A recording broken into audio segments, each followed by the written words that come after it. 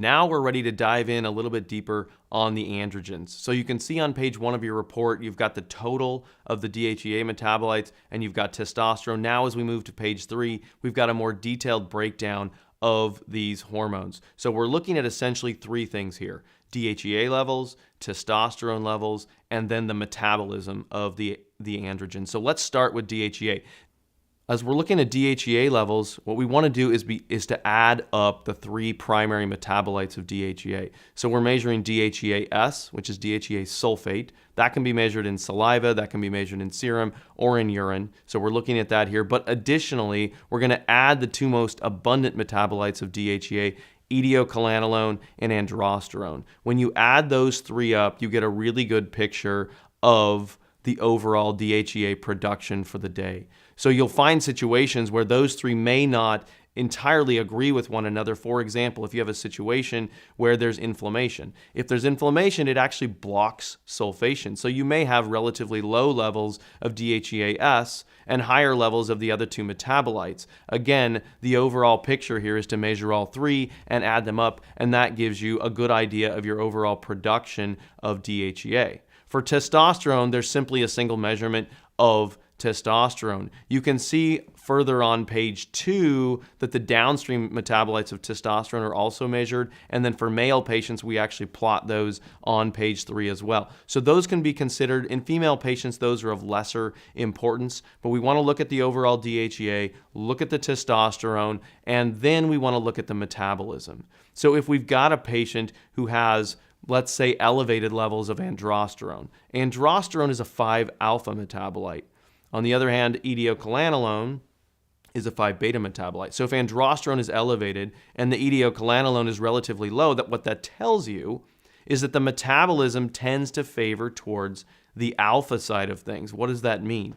Alpha metabolites are more androgenic.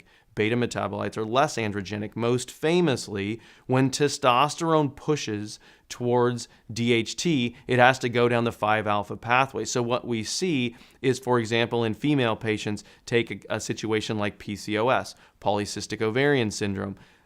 Typically, there's an insulin issue in those situations which pushes 5-alpha. Because it pushes 5-alpha, when testosterone gets into the cellular space, be it a hair follicle or skin or what have you, you're going to get testosterone shifting more favorably towards DHT, and DHT is 3 times as potent as testosterone. So in women with thinning scalp hair, facial hair growth, acne, these are symptoms of high androgens, we want to look at the overall levels of DHEA. And you can look at that by looking at these 3 markers and the total. We also want to look at the testosterone, but here's a third thing that we can look at here is there androgenic metabolism? Is there metabolism where these androgens are moving more in a more potent direction? And if so, there are specific things that can be done to target that, to push back towards that beta pathway. So we want to look at a more comprehensive look at the androgens. Again, overall DHEA levels,